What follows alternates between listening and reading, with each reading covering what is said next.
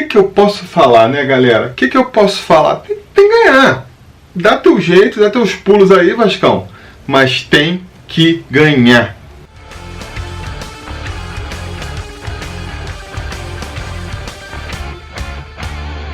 Fala, torcida vascaína, Felipe Tiru de volta na área para falar de jogo do Vascão, porque nesse domingo, às 8h30 da noite, o Vasco recebe o Fluminense em São Januário, em partida que fecha a 25ª rodada do Campeonato Brasileiro da Série A. E vou repetir aqui o mantra, né? Mais um jogo decisivo para o Vascão, que nem a gente vem dizendo aqui. Todos os jogos em casa daqui para frente vão ser decisivos para o Vasco, né? Principalmente se o Vasco não fizer o dever de casa dele e vencer essas partidas. A gente comentava aqui no jogo, no pré-eleição da partida contra o Ceará, como aquele jogo ali era uma final antecipada e como era importante que o Vasco vencesse aquela partida. Se tivesse vencido aquele jogo ali, talvez a partida agora de domingo não fosse tão importante, né? O Vasco, vamos fazer aqui uma projeção, tendo vencido o Ceará, iria ali para 27 pontos, já conseguiria ficar fora da zona de rebaixamento. De repente, um empate contra o Fluminense agora nem seria visto com maus olhos. Dava ali para administrar uma folguinha da zona de rebaixamento. Agora, não venceu, né? Perdeu, tomou uma goleada. Então, tem que compensar isso agora, vencendo um clássico aí contra um time que é freguês, né? É freguês, mas está numa fase bem melhor que a nossa. Não tem muito jeito. Tem que vencer para tentar sair da zona de rebaixamento e não se afundar cada vez mais. Ontem a gente lançou um vídeo aqui no canal, fazendo aí, secando os adversários, né? Comentando a tabela e quem está disputando com a gente aí na zona de rebaixamento.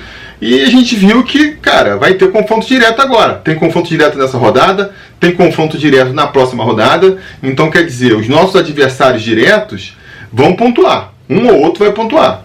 Se o Sport ganha do Coritiba, né, esse jogo que vai ter no domingo também, às 6h15 da tarde, se o Sport vence do Coritiba, os caras vão disparar lá na frente. Vão abrir 4 pontos de vantagem pra gente. Se o Coritiba vence do Sport, vão encostar na gente também. Aí na próxima rodada pega o Botafogo, de repente ultrapassa. Então, assim, não tem jeito. Por mais que a gente seque os nossos adversários, o Vasco também precisa fazer o dever de casa dele. Também precisa vencer alguns jogos aí para conseguir chegar em 40 pontos que seja e poder sonhar com a permanência na primeira divisão. Então, é mais um jogo decisivo agora. Não tem como negar isso aí. Esse jogo ganha muita importância para a gente permanecer na primeira divisão, nessa briga do Vasco para permanecer na primeira divisão. E eu acho que ele é importante e fundamental por 2 aspectos. O primeiro é esse aí que a gente já comentou, né? O Vasco precisa voltar a vencer jogos, precisa voltar a fazer 3 pontos aí para poder subir na tabela, senão a coisa vai começar a ficar complicada, né? Então, assim, a vitória nesse domingo, que venha de qualquer jeito, que venha com gol cagado, que venha com decisão polêmica, do jeito que for, que venha os 3 pontos. Isso é o mais importante. Agora, junto, fica também aí a curiosidade de ver alguma evolução nesse time, né? Acho que é inevitável que aconteça alguma evolução para a gente conseguir essa vitória aí, porque jogando o que vem jogando, o Vasco nem com muita sorte consegue vencer do Fluminense, né? Do time que está lá na parte de cima da tabela. Então a gente vai precisar ver uma melhora do time também, né? Será que ainda dá para esperar uma melhora do time sob o comando do Sapinto? É a esperança que a gente tem que alimentar para esse clássico agora de domingo. O Sapinto vai ter aí a última oportunidade dele. Acho muito difícil em um Vasco não vencendo, ele continuar para a próxima rodada. Muito porque está tendo aí a semana perfeita. Vai ter pela primeira vez desde que chegou, eu acho, o elenco completo à disposição, né? Acho que não tem nenhum desfalque aí para essa semana. Então vamos ter a volta do Benítez, vamos ter a volta do Cano, né? O Benítez já estava, mas a volta da dupla jogando junto, né? Uma semana para treinar, uma semana para esse elenco descansar, né? Aquele discurso de que a gente viu aí na quinta-feira, quando a Ira Jovem foi lá cobrar o elenco, aí o Sapinto falou que o time vinha dando azar, né? Não vinha conseguindo criar os resultados porque estava tendo azar. Agora está sem azar nenhum, pelo menos até o momento que eu estou gravando esse vídeo aqui, não tem nada aí para atrapalhar essa semana do Vasco. Muito pelo contrário, o adversário do Vasco é que teve uma semana complicada aí, perdeu o seu treinador, né? Isso sempre atrapalha quando o trabalho está funcionando, o treinador sai de repente, entra lá o interino, né? Por mais que muita coisa os jogadores já tenham aprendido e pode dar uma continuidade, sempre mexe um pouco aí na estrutura, né? Na confiança até dos jogadores. Então o Fluminense vem abalado para essa partida, vai jogar em São Januário, assim, torcida e tudo mais, mas não deixa de ser mais um diferencial a favor do Vasco, né? E, cara, o Vasco não vai encontrar uma rodada melhor do que essa. Porque, o Fluminense está lá em quinto lugar no campeonato. Beleza, assim, a gente vai ter que vencer times que estão melhor que a gente no campeonato, né? Não dá? Senão a gente vai vencer só Goiás, Botafogo e Curitiba. Só 3 vitórias, não mantém a gente na primeira divisão. Então a gente vai ter que vencer adversários mais qualificados que a gente. Adversários que estão em melhor fase. E tem a questão também da freguesia aí, né? Se o Vasco não conseguir, em 2 jogos contra o Fluminense, não conseguir vencer nenhum, é porque realmente a coisa está complicada, né? Realmente a coisa está complicada. Então vamos ver o que o Sapinto vai aprontar para essa partida aí, né? Parecia, no começo ali, na terça-feira, quando os jogadores se apresentaram, teve aquela notícia de que houve uma conversa, né? Uma lavagem de roupa suja entre a diretoria, a comissão técnica e o elenco. E aí os jogadores teriam aproveitado para expor sua opinião, reclamado do esquema com 3 zagueiros. O próprio jogo do Grêmio ali, né, no segundo tempo, o Sapinto fez algumas mudanças que a torcida vinha pedindo, né? Foi assim... Primeiro, fez substituição no intervalo já. O pessoal cobrava muito que ele demorava para fazer substituições. Deu uma chance, mais tempo para o Juninho se apresentar, um tempo inteiro. Tirou o Castan, que vem numa fase terrível. Fez tudo que a torcida pedia, né, para ele fazer. E aí criou-se essa expectativa. Eu, pelo menos, estava bastante curioso para ver, né? Até quando acabou a partida, a impressão que se tinha é que ele ia cair, não ia ficar para o próximo jogo. Eu falei, a gente nem vai saber se ele realmente implementaria essas mudanças ou não, né? Se o Sapinto teria ali aberto um pouco mão dos seus princípios ali para poder fazer o que a torcida quer. Ao longo da semana, ficou parecendo que sim, porque teve essa conversa aí na terça-feira e tudo mais, mas agora, quando vai chegando mais para o final, parece que no final não, né? Parece que vai manter o esquema com 3 zagueiros, vai manter uma escalação muito próxima do que ele vinha escalando, né? No momento que eu estou gravando aqui esse vídeo, a informação que a gente tem é de que a escalação que ele vai fazer vai ser praticamente a mesma que ele vinha escalando aí, né? Seria Fernando Miguel no gol, o Léo Matos jogando ali pela lateral direita, a trinca de zagueiros com o Miranda pela direita, o Marcelo Alves fazendo ali o zagueiro mais centralizado e o Leandro Castan na esquerda, quer dizer, vai estar barrando aí o Ricardo Graça, que para mim é o melhor zagueiro no momento do Vasco. E na lateral esquerda, fica a dúvida aí se vai de Neto Borges ou de Henrique. Para mim, se vai ficar com 3 zagueiros, o natural é manter o Neto Borges, é uma opção mais ofensiva lá na frente, a gente precisa vencer esse jogo. No meio, voltaria o Andrei, então, né, para fazer dupla de volante ali com o Léo Gil. E na frente, a gente poderia fazer ali a trinca, que talvez seja a melhor trinca que o Vasco pode escalar hoje, que seria Benítez por um lado, o Thales pelo outro e o Cano centralizado.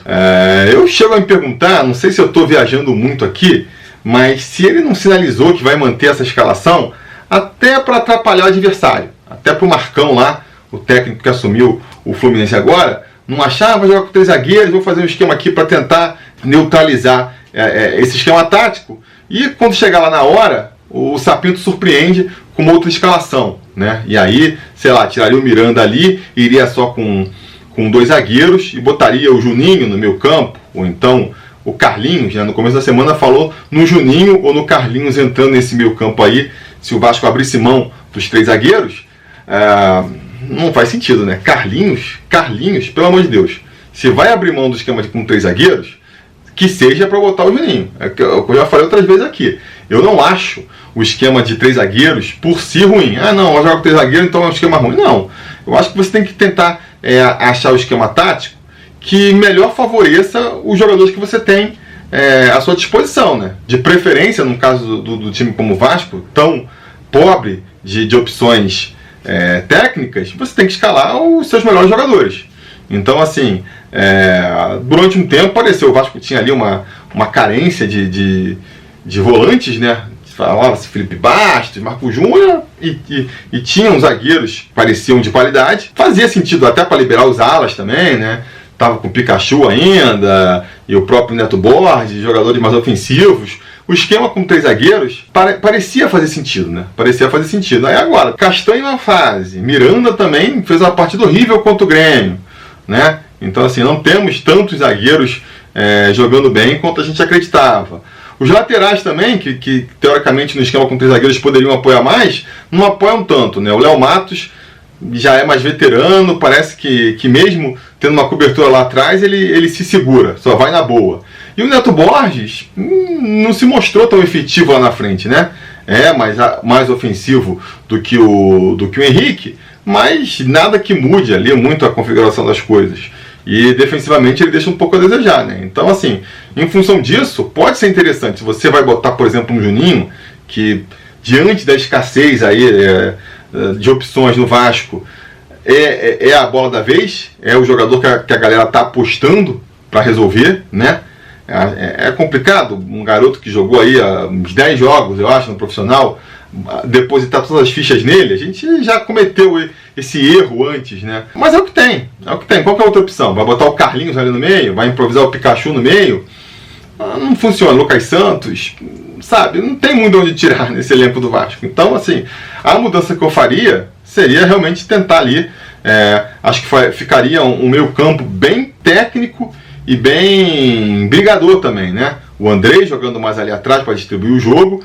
De um lado ali, caindo mais pela esquerda, o Léo Gil, caindo mais pela direita, o Juninho, né? Fazendo tipo um losango, e na frente ali o Benítez, que volta para marcar também. E aí, nesse caso, até botaria o Henrique de lateral de novo, para poder fechar um pouco, não precisa subir tanto, né? Vai ter o Thales caindo ali pela esquerda, o Benítez pode cair pela esquerda também. Me parece uma formação interessante também, né? Me parece uma formação interessante. Enfim, vamos ver o que o Sapinto vai aprontar aí. Reforço, acho que ele sabe disso, né? É a última chance dele. Se o Vasco não consegue vencer do Fluminense, não vejo o clima, né? E não vejo assim, por que mesmo manter o Sapinto? Vai mostrar que ele não consegue tirar nada desse time. Ainda mais se for uma apresentação também tão ruim que nem foram as últimas, né? Por mais que seja uma atitude meio desesperada, por mais que a gente nem saiba quem possa colocar no lugar, me parece que não vai ter outra opção para a diretoria a não ser demitir o Sapinto. Então vamos torcer para que o próprio elenco, né, que essa conversa aí que rolou na semana tenha servido para aparar algumas arestas.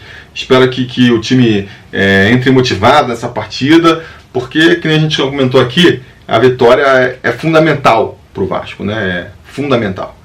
Então é isso, por conta disso, né, eu vou apostar no Vasco vencendo essa partida aí por 1-0, né? Gol do Germancano, como não podia deixar de ser. O Vasco só ganhou nesse campeonato quando teve Benítez e Cano atuando juntos, né? Que vai ser o caso nesse domingo. Então vamos torcer para isso acontecer. Se puder ali uma galera do Fluminense aparecer com Covid também, para desfalcar um pouco o time deles, não vai ser nada mal, né? Não vai ser nada mal. E aí a gente volta com esse 1-0 aí, para poder dar uma respirada no campeonato, não é mesmo? Beleza? Antes de partir aqui, eu quero deixar uma dica para vocês, uma dica aí de um parceiro, conselheiro aqui do canal, Fábio Barbosa. Ele tá com um canal novo aí para falar de Vascão. O nome do canal é Vascaínos do Nordeste, um canal aí que mostra todo o poder, né, nacional do Vascão, como o Vasco é um clube nacional. Então o Fábio, que é lá de Fortaleza, reuniu uns amigos vascaínos para fazer esse canal falando do Vascão, a ótica do torcedor lá do Nordeste sobre o Vasco. Eu vou deixar aí aparecendo no final do vídeo o link para o canal dele lá. Vocês prestigiem, digam aí nos comentários o que acharam. E não se esqueçam de voltar amanhã, porque se tudo der certo e nada der errado, assim que a partida acabar, a gente volta aqui para comentar o resultado. Beleza? Tá combinado? Então tá combinado. A gente vai se falando. A realização desse vídeo só foi possível graças ao apoio inestimável dos conselheiros do Sobre Vasco. Ajude você também ao Sobre Vasco continuar no ar, se tornando um apoiador em apoia.se/Sobre Vasco ou sendo um membro do canal aqui no YouTube.